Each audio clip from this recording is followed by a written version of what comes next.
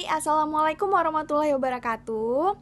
Pertama-tama, puji syukur kita panjatkan atas kehadiran Allah Subhanahu wa Ta'ala, yang mana kita masih diberi kesehatan, kenikmatan yang luar biasa sampai saat ini. Tak lupa pula kita junjung sajikan kepada Nabi besar kita, Nabi Muhammad SAW, yang mana beliau telah membawa kita dari alam kebodohan ke alam penuh ilmu pengetahuan yang kita rasakan detik ini.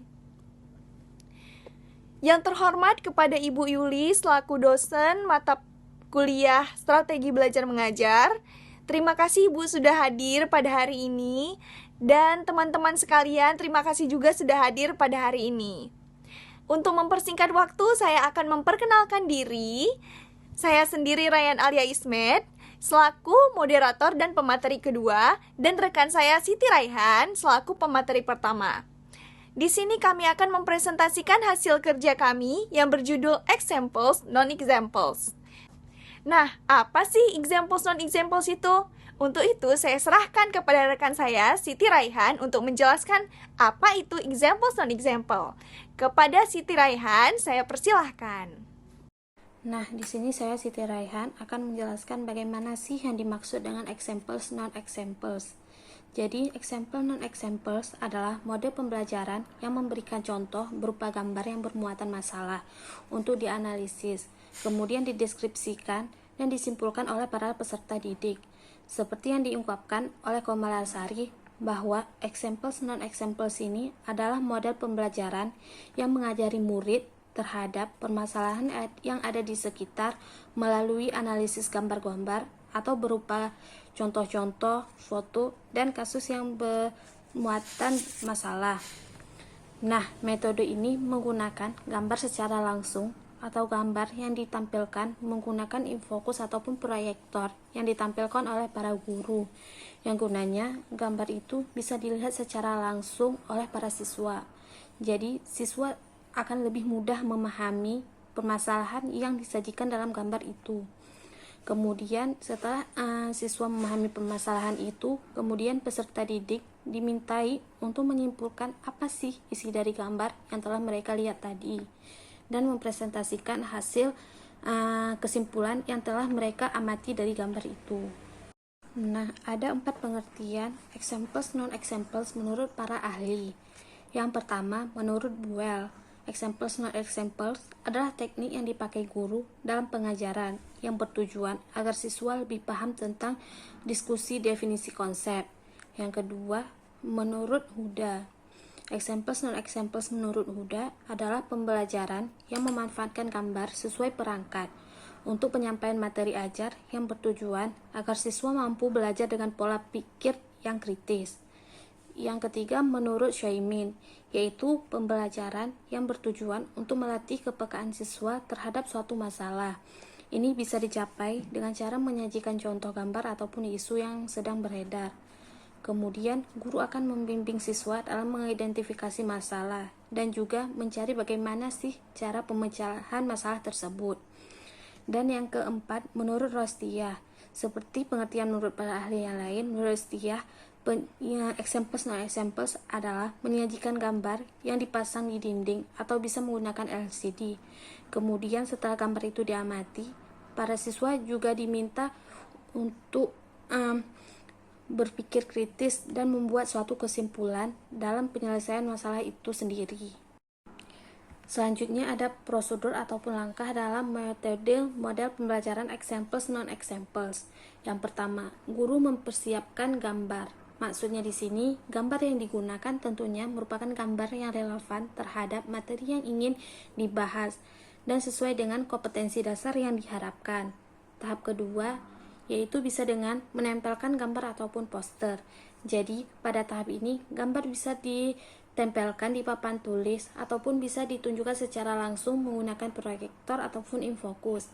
Dan yang ketiga, guru memberikan petunjuk kepada siswa.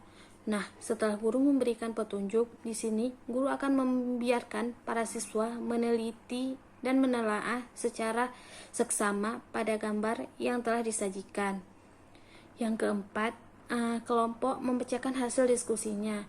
Biasanya hasil diskusi ini akan ditulis di sebuah kertas, kemudian perwakilan kelompok akan menjelaskannya di depan kelas kepada murid yang lainnya agar para murid yang lain bisa mendengar hasil diskusi kelompok tersebut. Yang kelima, guru memberikan pendapat tentang diskusi siswa. Nah, di sini setelah guru memberikan komentar hasil diskusi siswa, di sini guru juga akan mulai menjelaskan materi sesuai dengan yang ingin dicapai. Dan yang terakhir yaitu menyimpulkan hasil diskusi. Hasil diskusi ini bisa disimpulkan oleh guru maupun siswa, yang disampaikan secara langsung oleh siswa ataupun guru di depan kelas, sesuai dengan materi ataupun kesimpulan yang telah didiskusikan itu. Terima kasih Siti Raihan. Baiklah, akan saya lanjutkan. Selanjutnya adalah kelebihan dan kekurangan model pembelajaran example non-example. Yang pertama ada kelebihan model example non-example. Yang pertama adalah memperluas pemahaman siswa. Di sini, siswa memiliki pemahaman dari sebuah definisi dan siswa berangkat dari satu definisi. Definisi itu yang selanjutnya digunakan untuk memperluas pemahaman konsepnya dengan lebih mendalam dan lebih kompleks. Nah, yang kedua adalah siswa mendapatkan pengalaman dalam mengamati gambar. Terlibat dalam sebuah penemuan dan itu akan mendorong siswa untuk membangun konsep secara cepat melalui pengalaman dari mengamati gambar yang ada. Yang ketiga adalah siswa menjadi lebih kritis dalam menganalisis gambar. Nah, siswa menjadi lebih kritis dalam menganalisis gambar dan siswa mendapatkan pengetahuan yang nyata dari materi berupa contoh gambar. Yang keempat ada siswa dapat mengemukakan pendapat pribadinya. Nah, di sini peserta didik diberi kesempatan untuk mengemukakan hasil pendapat pribadinya mengenai gambar-gambar yang mereka lihat. Selanjutnya adalah kekurangan model pembelajaran example non-example. Yang pertama, tidak semua materi dapat disajikan dalam bentuk gambar dan berpotensi memakan terlalu banyak waktu.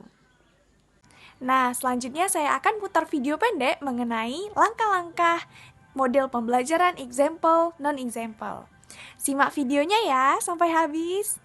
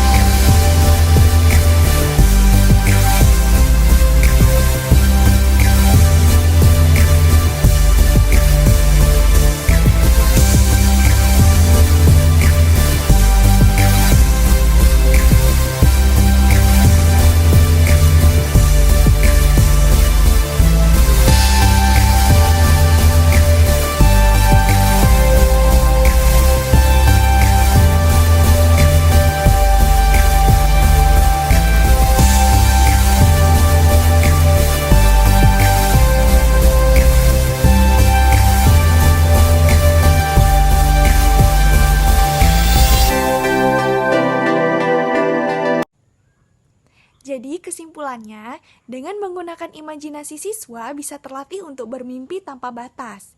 Dengan imajinasi pula, abad 21 ini menancapkan era keemasannya. Itulah kenapa pembelajaran example non-example ini sangat cocok untuk era sekarang ini. Imajinasi bisa bermanfaat untuk mengembangkan ide, meningkatkan kepekaan, dan mempertajam otak. Hal tersebut tentu sangat bermanfaat bagi kehidupan siswa, terutama ketika mereka ingin mencapai sebuah tujuan atau cita-cita. Dalam implementasinya, example non-example cocok sebagai selingan ketika proses kegiatan belajar mengajar berada pada titik jenuh yang mengakibatkan siswa bosan dan terjadi stagnasi. Nah, sekian saja video presentasi dari kelompok 8. Lebih dan kurang kami mohon maaf. Terima kasih banyak telah menonton video ini.